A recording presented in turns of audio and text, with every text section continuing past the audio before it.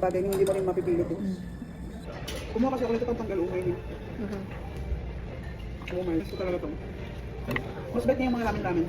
Wala, nag-voice over ka lang. Ang bata ko siya. Natutuwa ako sa kanya. Parang kumain itong tuna kanya. Go for it. Ay, fairness. Thank you. Nagsaserve talaga siya, no? Sabagay.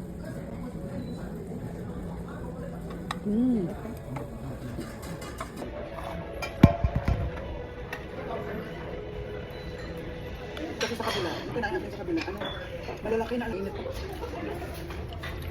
May ba din siyang nabibigay? Ay, babe.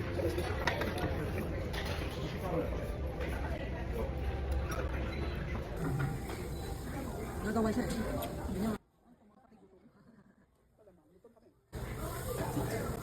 Perfect ito, perfect. Natin baka malaglag. Kapicture naman yung green onion. Ano? Dahil kalap. Init sa loob. Ito mo ito. Ang alim? Ito. Di ba pag mag-hot stone mo siya? Ano to? Name stop.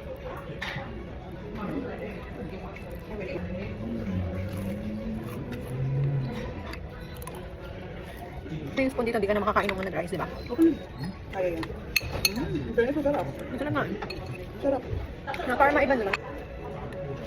Masarap din. Iba din. Vegetable spring roll yun.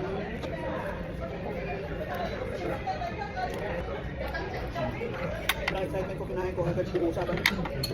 Gusto mo ba? Ano? Dimsum? Siya lang ba naman dimsum siya? No? Meron yan sa ano. Gusto mo ba? Try natin minsan. Saan?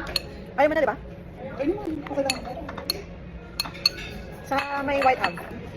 Basta pag Monday, Tuesday, meron akong shift sa Timis kasi until 1 lang ako. Ito chicken to be. Okay, try mo. Kunin mo kayo nun. Bigyan mo sa akin. Kung gusto mo tikman, tingnan mo. Pwede naman tayo kumuha pa iba.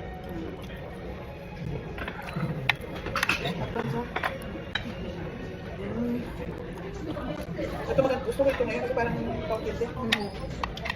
Napakalit naman ito. Ano ba ito? Parang pag 11, okay ako. 10 or 11, go ako. Most likely 11. Ito may bailong ko. Wala. Ay, not bad. Ang luto siya masarap. No? Bakit walang lasa yung ano na yan? Ano bakit kumakain ng masarap? Ay! Tinanood ko, di ba yung... Diba, sarap nito?